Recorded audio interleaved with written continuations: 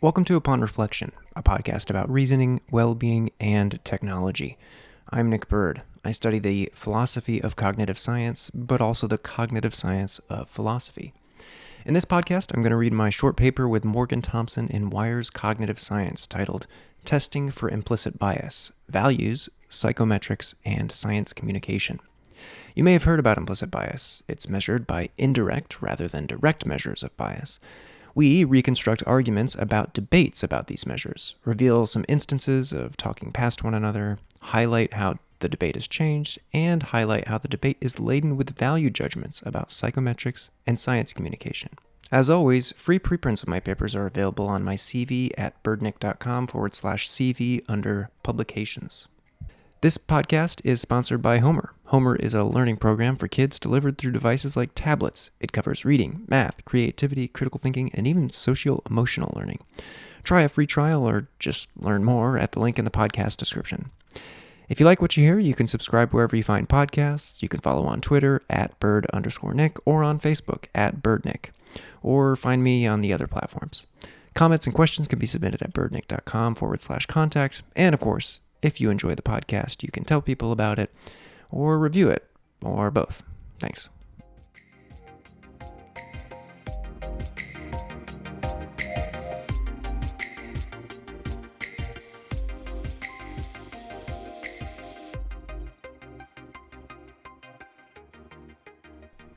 Testing for Implicit Bias, Values, Psychometrics, and Science Communication by Nick Byrd and Morgan Thompson. Our understanding of implicit bias and how to measure it has yet to be settled. Various debates between cognitive scientists are unresolved. Moreover, the public's understanding of implicit bias tests continues to lag behind cognitive scientists. These discrepancies pose potential problems. After all, a great deal of implicit bias research has been publicly funded. Further, implicit bias tests continue to feature in discourse about public and private sector policies surrounding discrimination, inequality, and even the purpose of science.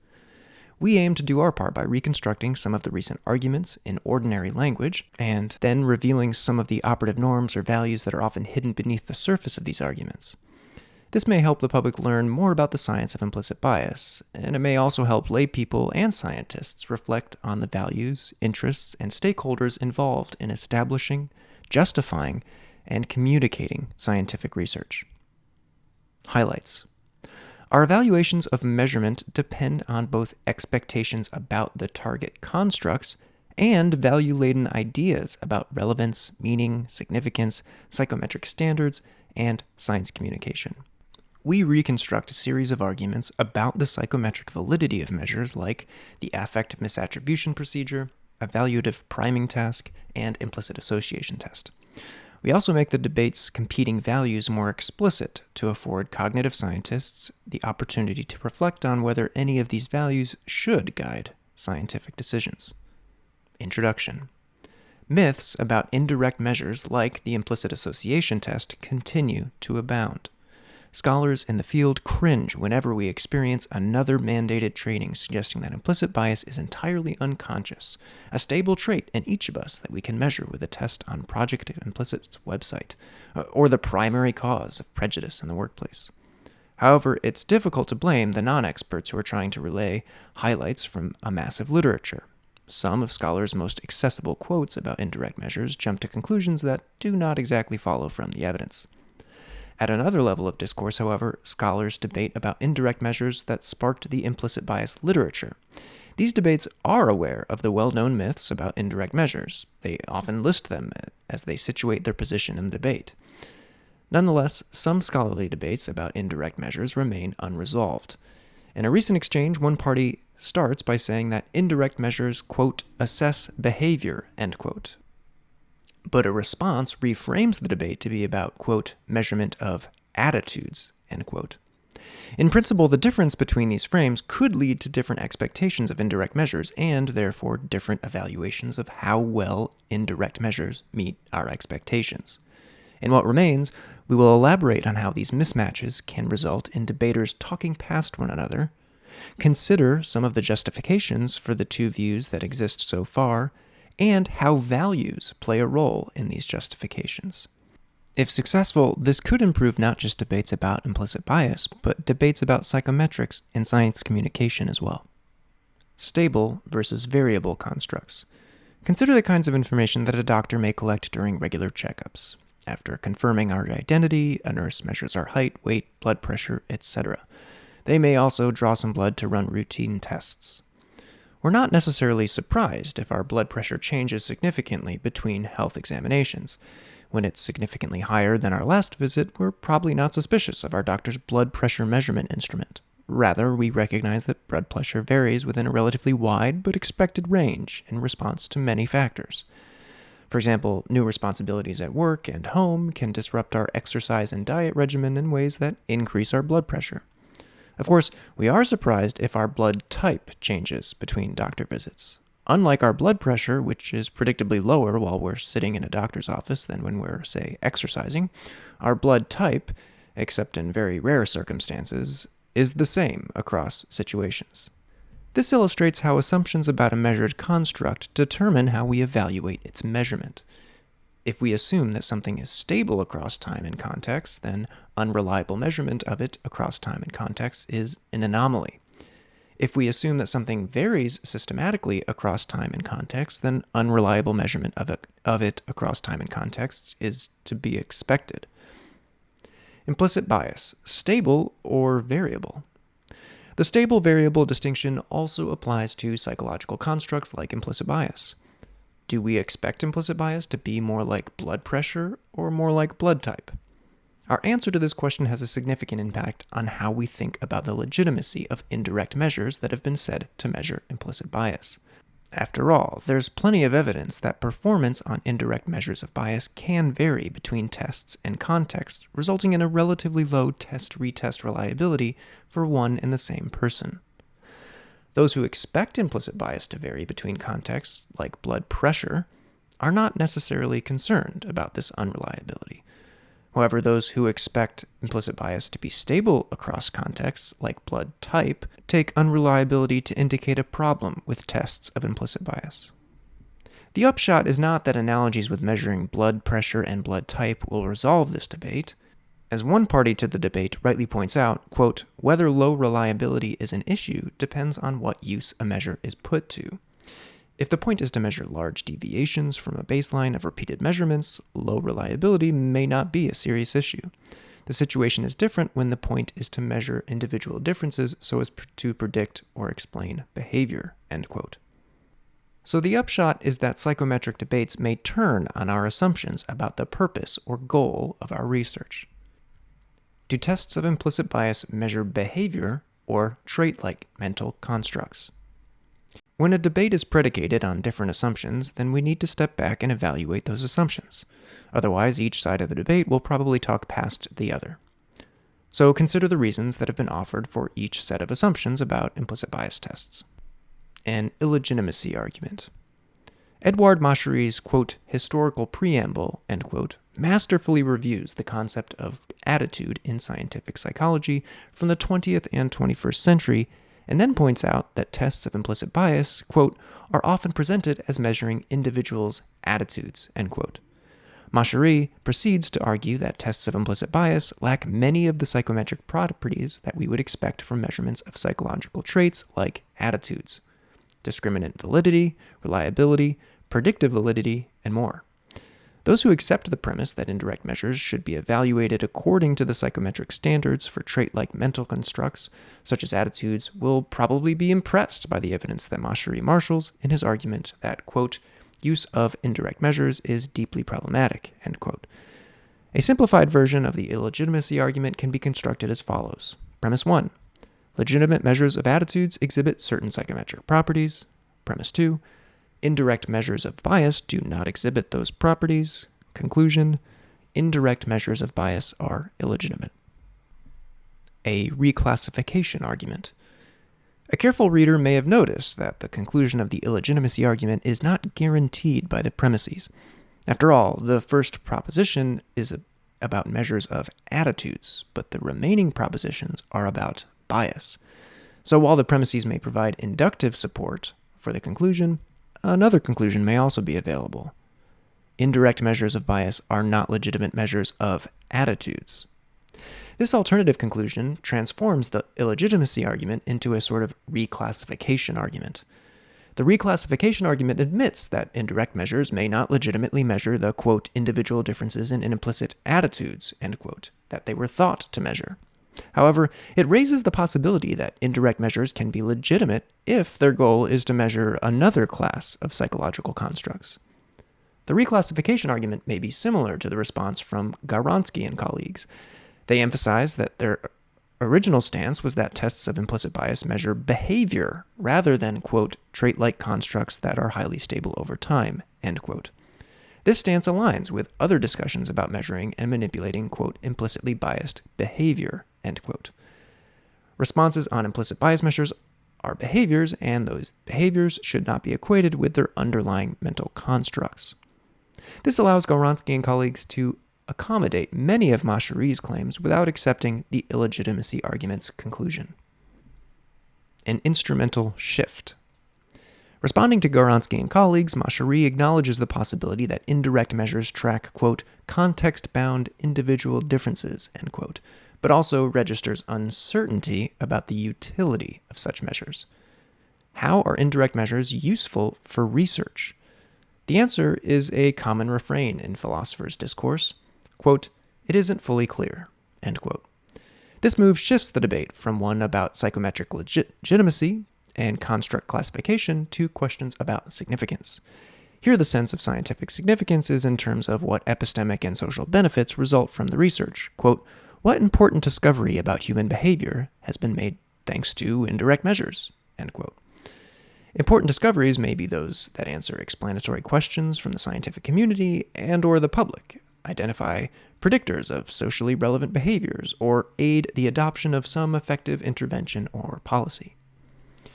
Your response to this instrumental shift may depend on which side of the debate you prefer.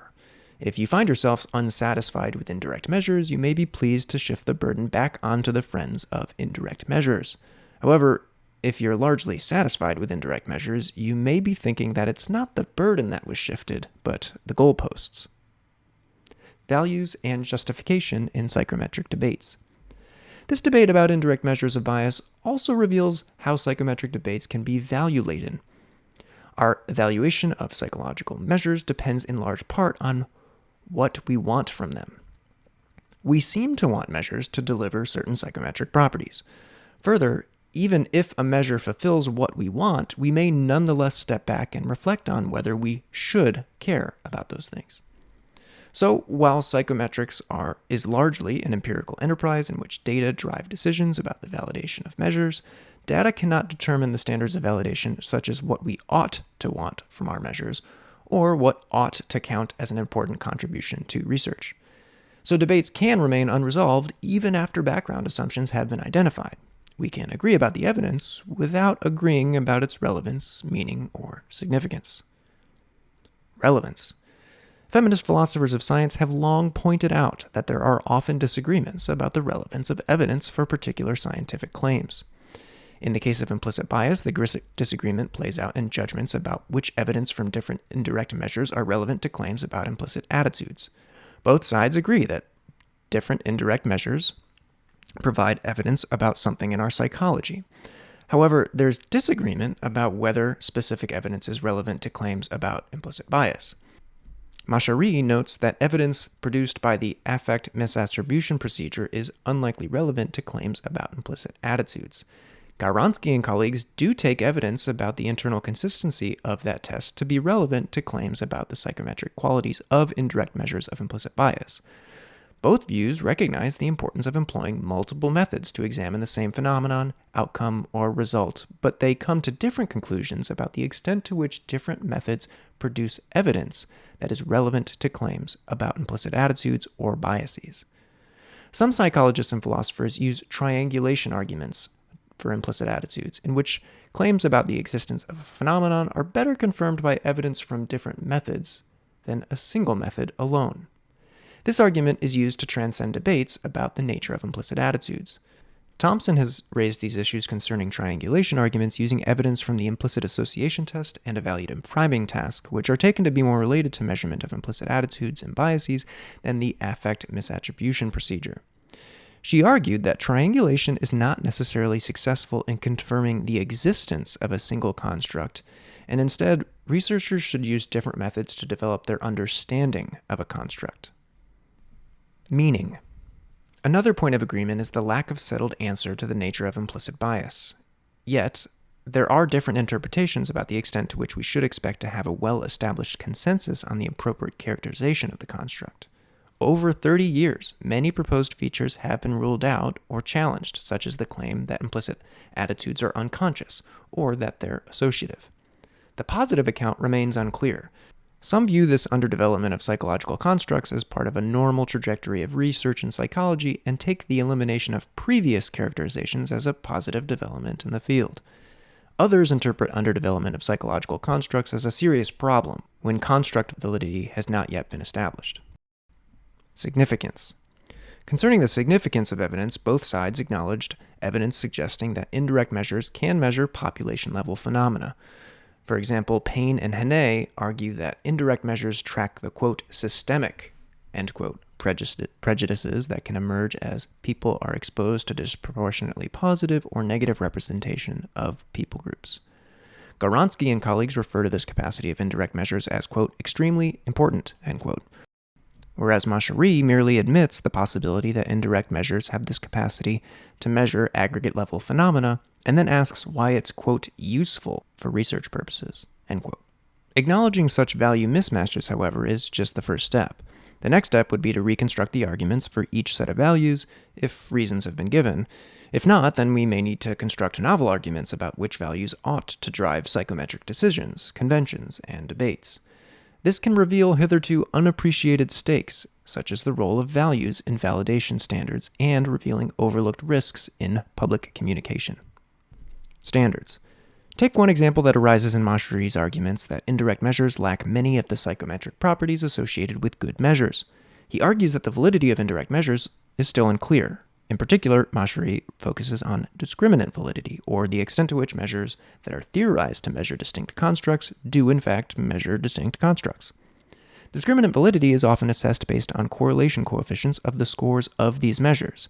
In this argument, Mashari describes Shimmick's reanalysis of existing data as indicating the scores of direct and indirect measures are highly correlated, thus, quote, providing no evidence for the reality of the two distinct constructs, end quote.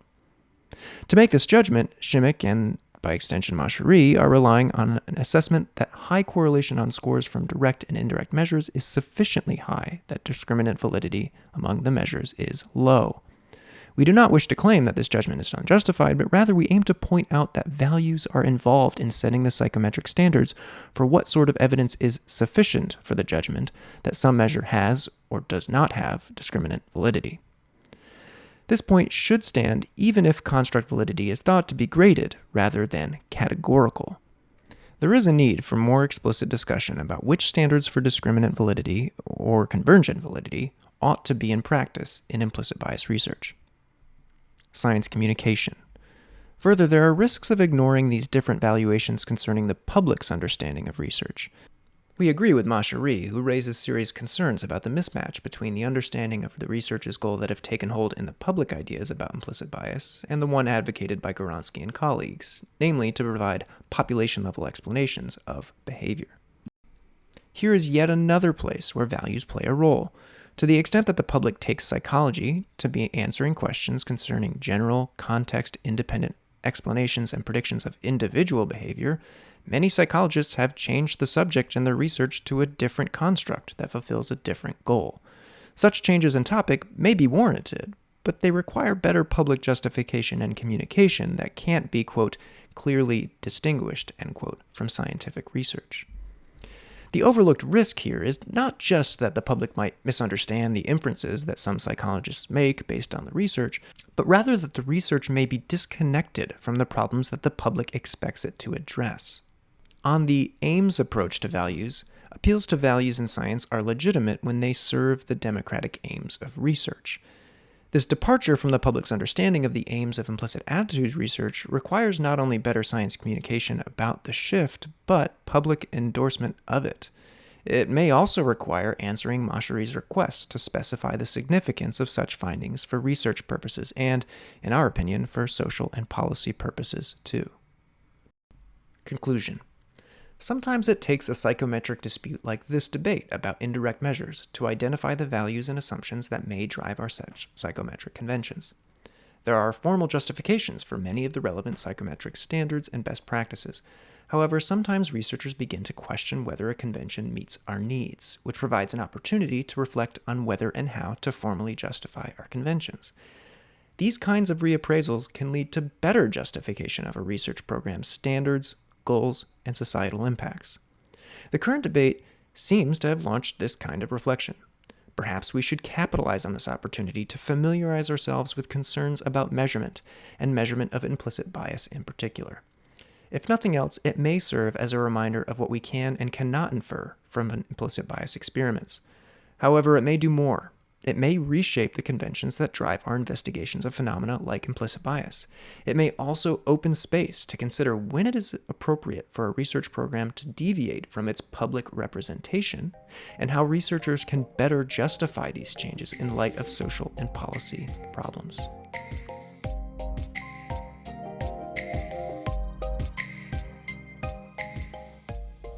This podcast is sponsored by Homer. Homer is a learning program for kids delivered through devices like tablets. It covers reading, math, creativity, critical thinking, and even socio-emotional learning. Try a free trial or just learn more at the link in the podcast description.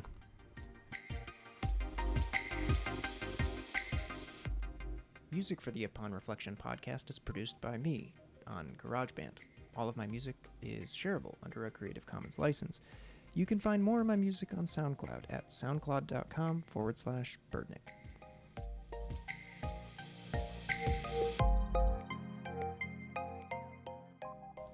If you want to hear more, you can subscribe wherever you find podcasts. You can also find out more about me and my research at my website, byrdnick.com, on Twitter at Byrd_Nick, or on Facebook at Byrdnick, one word.